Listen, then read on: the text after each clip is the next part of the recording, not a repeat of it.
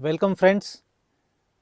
आज का जो वीडियो है वो stop wasting money on this इस सीरीज़ का सेकंड वीडियो है। जो पहला वीडियो था, अगर आप लोगों ने नहीं देखा है तो जाकर के ज़रूर देखें। उस वीडियो में हमने जो स्कूलिंग है यानी कि स्कूल एजुकेशन पे जो खर्चा होता है मिडिल क्लास का, उसके ऊपर बहुत प्रकाश डाला था और कुछ बिलीफ सिस्टम को और कुछ मिथ को ब्रेक करने की कोशिश की थी। आप लोगों ने देखा है तो आप लोगों ने समझा होगा जो उसमें कहा गया है। नहीं देखा है तो ज़रूर जाकर देखें। आई हाईली रिकमेंड कि मिडिल क्लास को ज़रूर देखना चाहिए।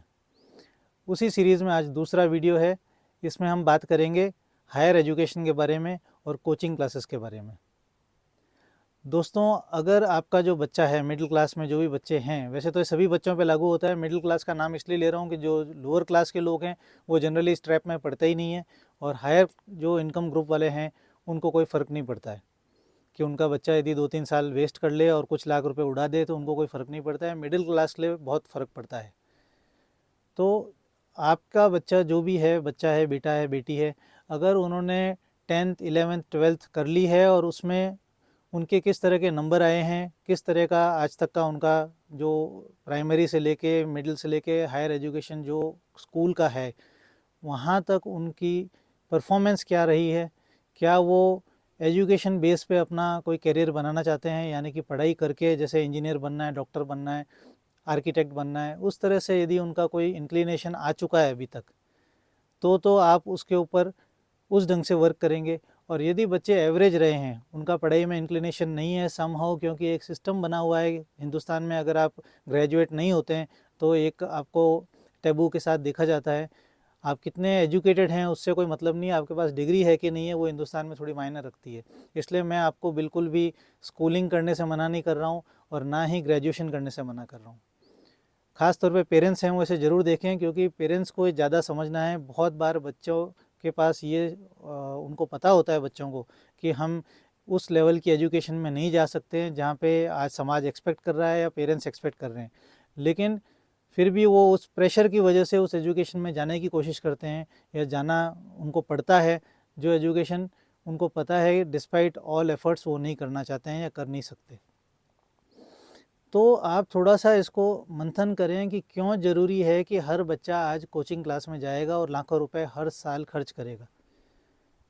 जो ये इंस्टीट्यूट चला रहे हैं उनको भी पता है कि जो हज़ारों बच्चे उनके यहाँ पढ़ रहे हैं उनमें से कितने बच्चे वो शुरू में ही, जैसे एक दुकानदार को पता होता है, रिटेलर होता है, जैसे ही ग्राहक अंदर आता है उसे पता होता है कौन सा ग्राहक कितने का माल लेगा, लेगा भी या नहीं लेगा, टाइम वेस्ट करेगा। इसमें अपवाद बहुत कम निकलते हैं। मोस्टली दुकानदार का जो आकलन होता है वो सही होता है।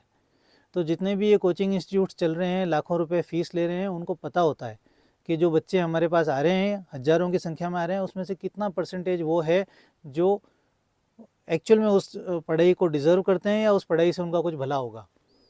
बाकी जो भेड़ चाल में आ रहे हैं या जिनको ये एक फॉल्स होप होती है, अमिताभ बच्चन बॉलीवुड में गए, सक्सेसफुल हो गए, वो उन लोगों ने देखा है, अखबार में ऐड देखा है कि ये बच्चे 99% लिया है ऑल इंडिया रैंकिंग में, 1 2 3 4 10 100 जो भी रहा है। लेकिन जो चीज़ हम लोग नहीं देखते हैं या हमें बताया नहीं जाता है और ना हम पता करते हैं अपने आलसवश या अज्ञानवश, वो ये है कि वो जो टॉप 20-25 फ़ोटोग्राफ्स आते हैं अखबार में, उसके नीचे कितने हज़ार वो बच्चे हैं जिनके फ़ोटोग्राफ्स नहीं आए हैं। और ये कहीं पे भी नहीं लिखा है कि अगर वो बच्चे जो हमारे बच्चे हैं जो उस फोटोग्राफ जिनका नहीं आ पा रहा है और जो हज़ारों बच्चे नीचे हैं, मैं कहीं भी ये नहीं कह रहा हूँ, ना ऐसा किसी ने कहा है कि वो बच्चे कमज़ोर हैं या वो बच्चे किसी काम के नहीं हैं। उनको किसी भी तरह का इन्फीरियरिटी कॉम्प्लेक्स में आने की ज़रूरत नहीं है। वो बच्चे भी उतने ही होशियार हैं, बस वो जो पर्टिकुलर पढ़ाई वो करना नहीं चाहते हैं या उनसे नहीं हो रही है, उनको नहीं समझ में आ रहा है या उनका उसमें फोकस नहीं है, तो वहाँ पे रैंकिंग नहीं आने का मतलब ये नहीं कि वो किसी काम के नहीं है। मेरा पॉइंट सिर्फ इतना है कि यदि वो बच्चे उस चीज़ के लिए नहीं बने हैं या उनका मूड नहीं है, उनका फोकस उस पर नहीं है, उनका मूड और उनका फोकस और उनकी इंटरेस्ट किसी और चीज़ में है, तो फिर हम उनको ज़बरदस्ती उस फील्ड में नहीं डालें। लाखों रुपए खर्च करना, 3 साल 4 साल उनके बर्बाद करना और उसके बाद ये रियलाइज़ करना कि नहीं ये तो नहीं हो पाया, अब आप ऑल्टरनेटिव देखो। तो उस बच्चे के 3 से 4 साल बर्बाद हो चुके हैं। उसका जो एक लेवल ऑफ कॉन्फिडेंस है वो डाउन हो गया है। जैसा कि टीम्स के साथ होता है। आज इंडियन टीम सेमीफाइनल में हार गई, जो नेक्स्ट मैच में जाएगी तो कहीं ना कहीं वो प्ले करता है। जो भी आपका आखिरी मैच अगर आपने हारा होता है तो टीम या जो प्लेयर होता है उसके मॉरल पे थोड़ा सा फ़र्क पड़ता है। अगर वो जीता हुआ मैच से अगले मैच में जाता है तो उसका मॉरल हाई होता है। बच्चों के साथ भी ऐसा ही है। जो चीज़ आज उन्होंने 10th 11th 12th कर ली है, आगे उनका एजुकेशन नॉर्मल आप ग्रेजुएशन करा लीजिए। और जिन बच्चों को बहुत स्पेसिफिक उसमें नहीं जाना है, कोर्स में नहीं जाना है, जस्ट उनको graduation for the sake of society करना है, तो उनसे मेरा रिक्वेस्ट है, उनके पेरेंट्स से रिक्वेस्ट है कि 17 18 जब भी वो ग्रेजुएशन की तरफ बढ़ रहे हैं, एडमिशन ले रहे हैं, उस वक्त उनको वो कोर्स करा दीजिए जो ईज़िली वो पास कर सकें और ग्रेजुएशन की डिग्री ले सकें। क्योंकि 70-80% ला करके वैसे भी कुछ होना नहीं है, 50% लाएंगे तो भी कुछ नहीं होना है। तो 50 से लेके और 90 तक के बीच के जितने भी स्टूडेंट्स हैं वो सब के सब एक ही कैटेगरी में माने जाते हैं for the sake of that education, कि भी वो तो एक एवरेज स्टूडेंट है। इस वक्त हम लोग ये कर सकते हैं कि वो जो 3 साल हैं, उन 3 सालों में उन बच्चों को कहीं ना कहीं एक इंटर्नशिप जैसा या कोई एक जॉब जहाँ से सैलरी पे अपन फोकस नहीं करें, लर्निंग पे फोकस करें, वो साथ में लगा दें उस ग्रेजुएशन के साथ में। तो उन 3 सालों में क्या होगा, एक तो वो लाखों रुपए जो फीस हम देने वाले थे उससे बचेंगे। दूसरा, उन 3 सालों में वो जो भी 5-10 हज़ार रुपये भी घर में लेके आता है और साथ में जो वो 5-10 हज़ार रुपये से ज़्यादा 20-25-50 हज़ार रुपये का ज्ञान जो वहाँ से प्राप्त करेगा प्रैक्टिकल, प्राइवेट कंपनीज में कहीं भी जा करके एज एन इंटर्न लग जाए, एज ए ट्रेनी लग जाए, तो डबल फ़ायदा होगा। पैसा बचेगा, पैसा आएगा और एक्सपीरियंस भी आएगा साथ में। 3 साल बाद जब वो ग्रेजुएशन करके बाहर निकलेगा, उसे पता होगा कि मुझे किस फील्ड में, क्योंकि वो 3 साल उसने टाइम वेस्ट नहीं किया है, उसने ये किया है कि 3 सालों में उसने एक प्रैक्टिकल कंपनीज़ में जाकर के काम करके देख लिया। उसको कहीं ना कहीं अपना area of interest figure out हो जाएगा, जो आज तक नहीं हुआ पढ़ाई से। तो उन बच्चों को जिनका आज किसी स्पेसिफिक एजुकेशन में, डीप एजुकेशन में इंटरेस्ट नहीं है, उनको ज़बरदस्ती डीप एजुकेशन वाली फील्ड में धक्का देना, 2-3 साल वहाँ पे मेहनत करवाना, लाखों रुपए फीस डालना, उनका मोटिवेशन लेवल डाउन कर देना, मॉरल डाउन कर लेना, डिप्रेशन में ले आना, और उसके बाद उनको ये लगना कि मैं किसी वर्थ का नहीं हूँ, उससे बहुत अच्छा है आप खुद सोच के देखिए कि हम उनको एक नॉर्मल ग्रेजुएशन, एक नॉर्मल कॉलेज से, जब मिनिमम फीस गवर्नमेंट कॉलेज से ही करवा दें, पैसे वो बचाएं, वो पैसे उसी के काम आने वाले हैं। और उस 3 साल को 4 साल 5 साल जो भी है, 10th के बाद ही एक्सरसाइज शुरू हो जानी चाहिए। अगर बच्चा साइंस के लायक नहीं है तो उसको साइंस मत दिलवाओ, कॉमर्स दिलवा दो, आर्ट्स दिलवा दो, कोई फ़र्क नहीं पड़ता है।